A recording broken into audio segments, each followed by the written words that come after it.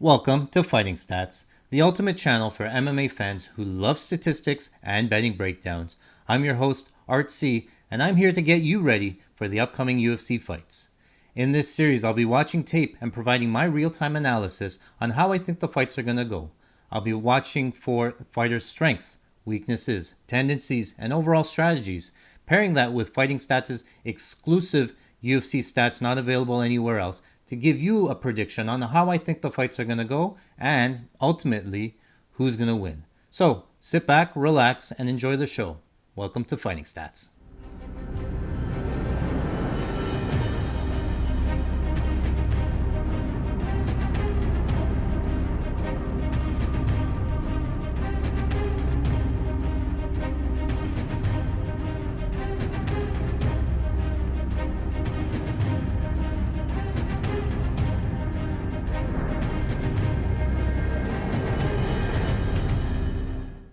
Welcome back to Fighting Stats. I'm your host, Art C, and today we are breaking down the UFC 298 fight between Marcos Rodrigo de Lima and Justin Tafa.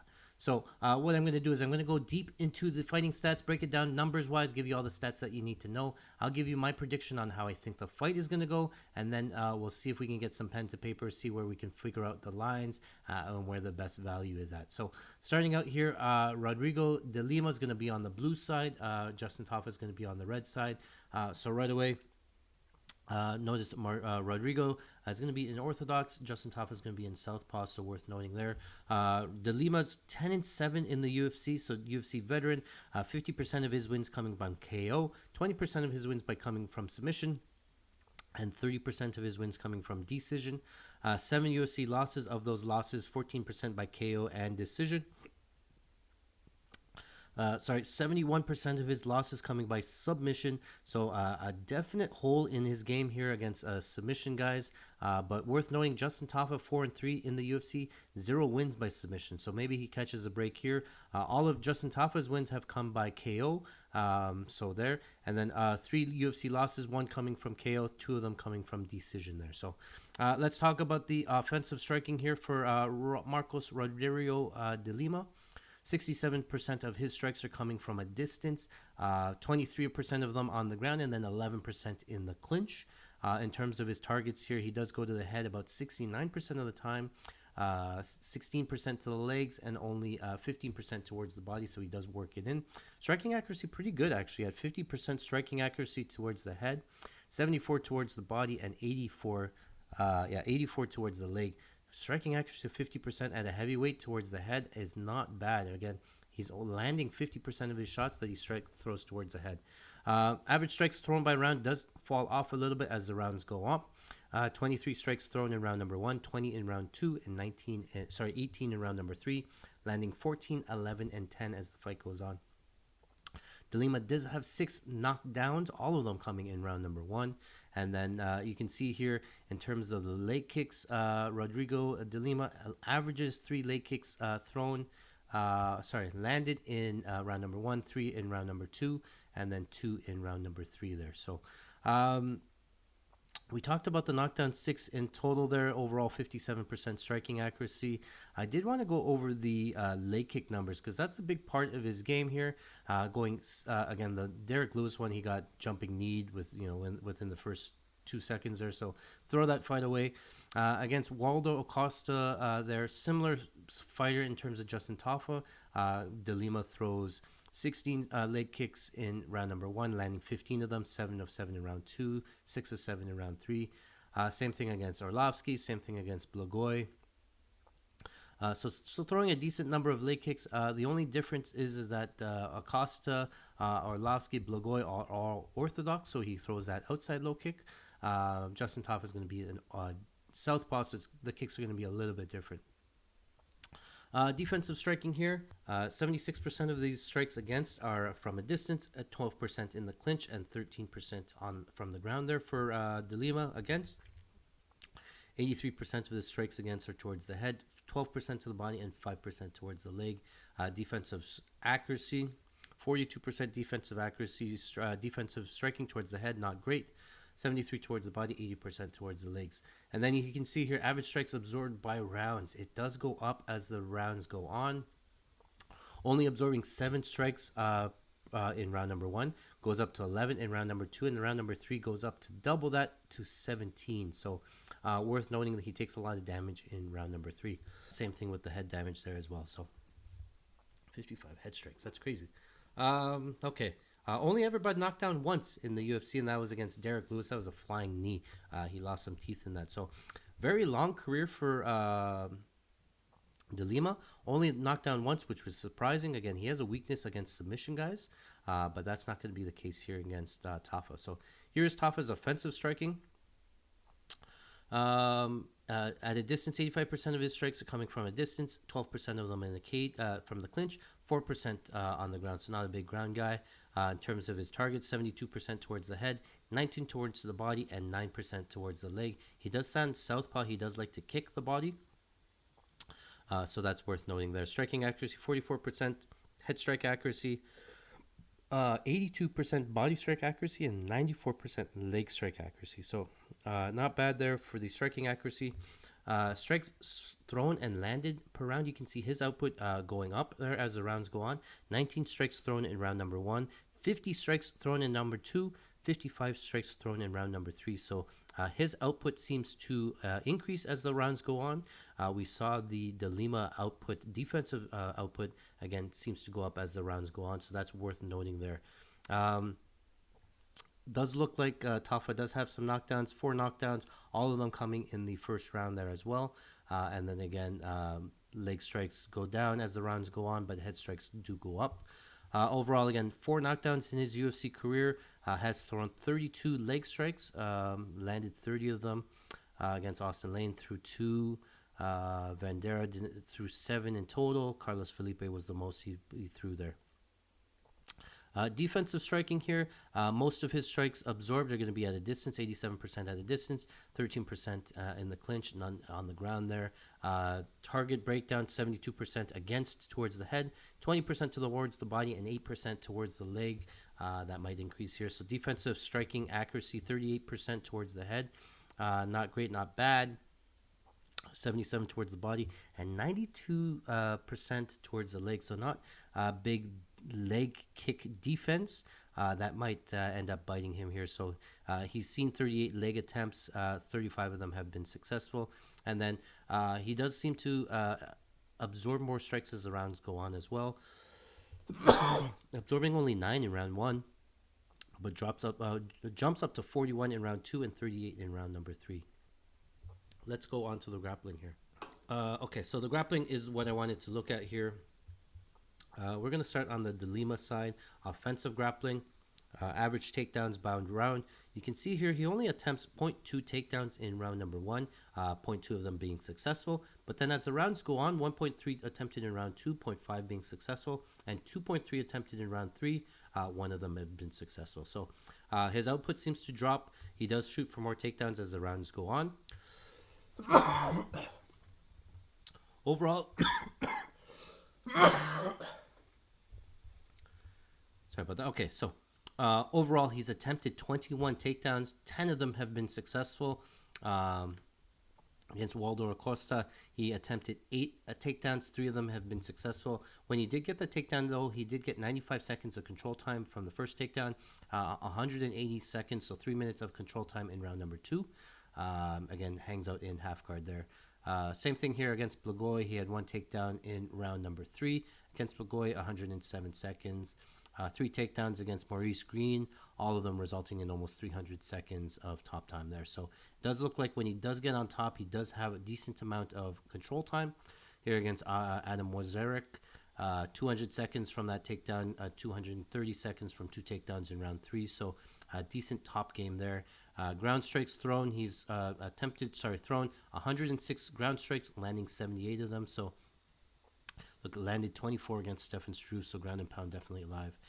Defensive grappling, I'm not going to go into. I'm more concerned about Justin Tafa defensive grappling, just because look at here, Justin Tafa's only attempted 2 takedowns.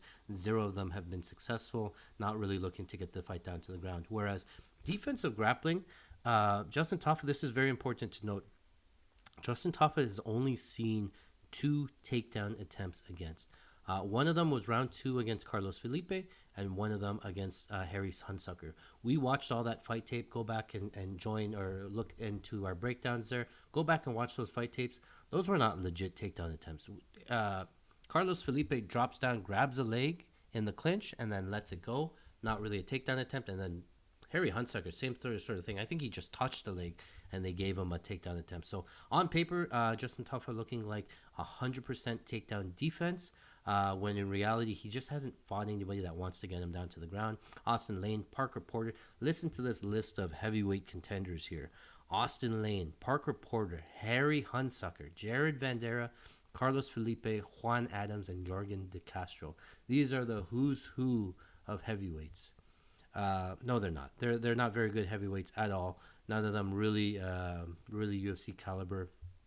Worth noting, Justin Tafa got outpointed and outstruck there by Jared Vanderaa and Carlos Felipe. So he's supposed to be the striker there. He's supposed to have heavy hands. Worth noting again, De Lima's only been knocked out once, and that was against flying knee against Derek Lewis. Definitely hole in the grappling, but again, Justin Tafa is not going to have that grappling edge here. So I think it's going to be a big edge for De Lima here.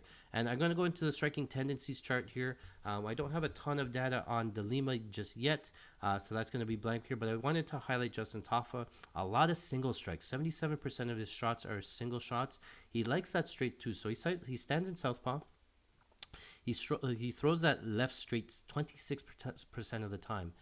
Then he throws the single jab 15% of the time. The left hook, it's going to be the right hook 10% of the time. And then that right high kick 9% of the time. He's throwing it more towards the body against an orthodox. So I think that's going to be in play here. How I see the fight going on. So what I did was in the fight tape, De Lima, his game is predicated more on the leg kicks. So I wanted to see how Justin Tafa really deals with the leg kicks. We started with the Carlos Felipe tape. The biggest difference I saw was Justin Tafa stands southpaw against an orthodox. Justin Tafa was going for the leg kicks. He's going for lead, so it's going to be his right leg outside low kick against an orthodox. So he's going to throw the right leg on the outside, hit the left leg of De Lima, or he's going to throw this left kick, the rear left kick towards the body. Against southpaw versus orthodox, those rear kicks are open, so we might see Justin Tafa go to the body. He tried to replicate that against Jared Vanderaa, but Vanderaa was countering every time he threw that body kick, so he didn't throw a lot of body kicks against Jared Vanderaa. Here I can see him trying to sort of keep up with De Lima. Every time he gets kicked, he might kick back. And again, this I'm going to highlight it again. It's the orthodox versus southpaw. It's very important because the leg kicks don't come as easy. For De Lima, he's going to stand orthodox. He likes that rear low kick. But against the southpaw, it's a lot easier to check, so he might go a little bit higher and throw that kick towards the body. If it goes towards the body, I can't see many landing towards the body and Tafa eating them too much. Again, it's not like Tafa has the grappling to sort of threaten, so sort of prevent De Lima from kicking. Again, De Lima has a weakness there against the ground, against submissions, but against Tafa, who doesn't really want to get the fight down to the ground, I can see De Lima standing on the outside. He keeps his high guard here, and every time his opponent jabs, that's when he's throwing a kick. He can kick with both legs, rear leg, lead leg. He might go more lead, outside low kick, that we talked about there, or again, rear kick towards the body. Both of those kicks are open. And then for me, I see a big discrepancy in the grappling. Again, Tafa is showing 100% takedown defense, and I don't think many people are considering it, but De Lima is going to have a huge grappling edge here. We've seen some nice trips from the clinch, and then once he gets on top, he has decent top control, controlling guys. He likes to say hang out in half guard, rain down some ground and pound. It's a lot better. So for Justin Tafa, we haven't really seen him go at a heavy grappling pace. He's fought these strikers, and he's a lot of single strikes, popping, right? He's able to go 3 rounds because, again, he's not throwing much. He hasn't really fought a grappler that really wants to bring him down to the ground, wear on him sort of thing. I don't know if Justin Tafa has 3 rounds of cardio in that type of fight. De Lima has shown a history of slowing down, though, in round number 3. So If De Lima can't get Tafa out of there, in round three might come out really, pretty dicey there, especially if just Tafa sort of accepts position off of his back. I can see 300 seconds of control time for De Lima, especially in rounds 1 and 2, and then Felipe coming back in round number 3, sort of thing. So that's how I sort of see the fight going. I think for Justin Tafa, he's going to have to land a straight left, really put out De Lima. But again, De Lima keeps a very high guard. It's going to be very hard to land on him. Acosta landed clean in round number 1. He just ate it. Again, I'm going to go back to the 0 knockdowns before the Derek Lewis fight. So it's not like strikes in his chin was the issue for De Lima. It's more of the grappling. So for Justin Tafa, he has to be busy on the feet, which he's not. He's not a big volume guy. And he has to crack him with the left hand. And again, De Lima seems to have solid defense with the high guard, can take a punch there. So not a lot of good things going on for Tafa. I don't really see how he wins a lot of minutes in this fight. He's going to have to get from big moments, again, knock him down, things like that. Otherwise, I think the minute winner here is going to be De Lima. I think it's going to be from either the leg kicks. You're going to see accumulation of leg kicks, inside low kicks, outside low kicks. Again, Justin Tafa hasn't really checked many low kicks. His leg kick defense is not really great, so I can see some success there. And then if he does clinch up in the clinch there, I think De Lima has some nice trips from the clinch, from the top game. I think the grappling is live. I think the submission is probably live for De Lima. So I think De Lima has a lot more paths. He can win the decision. He can win a knockout, all that stuff. So we're going to break down the numbers here just after this. But I think De Lima probably is the side. Let's see what the numbers say. Pulled up my handy dandy bankroll tracker here. So what I like to do is I like to go through the different outcomes in the fight, assign a percentage to them. It helps me determine where the best bets are, the value side is, where the money line should be, sort of thing. So we're going to start with De Lima here on the blue side, Justin Tafa on the red side. So Marcos De Lima to win by TKO. I do think it's live. I do think it comes from a variety of different ways. One, obviously, leg kicks, accumulation of leg kicks. 2, it could come from just pure knockout. De Lima does throw some big power shots. He knocked down Orlovsky. He did throw some big strikes there against Acosta there. He has some big, heavy hands there as well. So the TKO is live. Could also come from ground and pound, if I'm being honest. We're going to put it at... we'll do 25%, 25 to 30%, I want to say. We'll start at 25%. We'll go from there. To win by submission, I think it's live as well. He did submit Arlovsky. He was trying to go for the back against Acosta. He seems to know what he's... I don't want to say he seems to know what he's doing because he does have a deficiency against sub, but I think it's live. I'm going to put it at 10%. 10 to 15% to me sounds good. Let's go 10% for now. Win by decision, I think it's also live. It's going to come from top control. It's either going to come from leg kicks, busier on the feet, like a Felipe or a Vandera win, or it comes from extended top time on the ground. He does like to hang out in half guard, control his guys. So if the grappling path is there, I think he can win a decision. I'm going to keep that at 20% for now. Justin Tafa to win by TKO, I think it's live, but not likely. It's going to have to come from a straight left, I think, and to catch him, or it could come down into round 3. If De Lima really does gas out in round 3, I could see a Justin Tafa finish in round 3 after losing the first 2. So I'm more inclined to say 15%, 15 to 20% maybe. We'll leave it there, and then we'll adjust it as needed. Justin Tafa to win by submission, I'm going to put at 0%. I don't think it really happens. And then Justin Tafa to win by decision, I don't think it's very likely as well. I think because, again, Justin Tafa is not going to be the minute winner. He's going to be the moment winner with bigger shots here. We'll leave it at 15%. I don't think it's 15%, but I am short here. So I'm going to go back to the Lima side. I'm going to put the decision up a little bit at 25%. And I'm going to win the TKO here at 30%. Let's see where we're at now. So we're still short 5%. De Lima win by TKO 30%. I think that sounds about right. I don't think I can go 35%. Justin Tafa seems to have a chin. Win by submission 10%.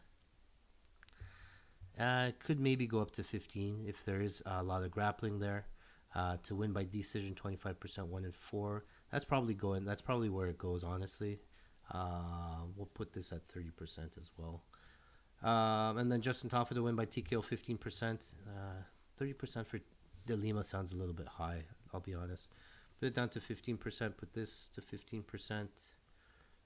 Okay, we'll put Tafa 20% here and this down to 10. Sorry about that. Just on the fly, this is how I sort of figure out the numbers. Okay, so this sounds about right. I'll read it out to you. Tell me if it's off. De Lima to win by KO 25% or plus 300 or better. De Lima to win by submission 10% plus 900 or better. De Lima to win by decision 30% plus 233 or better. Justin Tafa to win by TKO 20% or plus 400 or better. And then Tafa to win by decision 15% plus 567 or better. Total money line on the De Lima side 65% or minus 186. On the Tafa side 35% or plus 186. Fight goes to decision at 45% or plus 122. Not to go is minus 122 on that side. So it looks like I'm favoring the De Lima side. I don't remember what the current odds are. I think they were pretty close. Let me just take a quick look here. FightOdds.io is where I go for my lines. De Lima minus 140, getting minus 138. So De Lima minus 140. Let's see where it opened up. It opened up minus 190. It came up all the way to, yeah, came back up minus 135. Okay, the top, and it popped up a little bit here recently. So minus 140 for De Lima. Let's put that into here. 2 units, yeah, okay. Sorry, just before I leave here, we're going to go back to the Justin Tafa side, plus 120 on the Tafa side.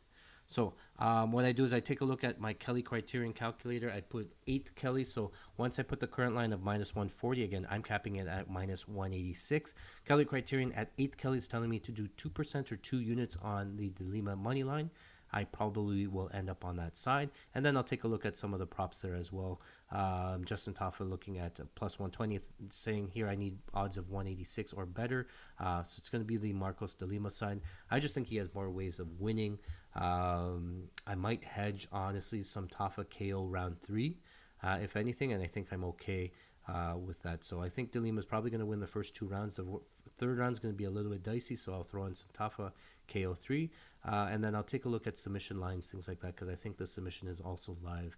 I don't think Tafa has fought a grappler yet. It wouldn't surprise me to see Tafa a fish off of his back, stuck off his back for extended periods there, and then De Lima either cruising to a decision or finding some kind of finish there. So that's how I see the fight going on. Let me know in the comments below if I'm completely off, if I'm not considering something.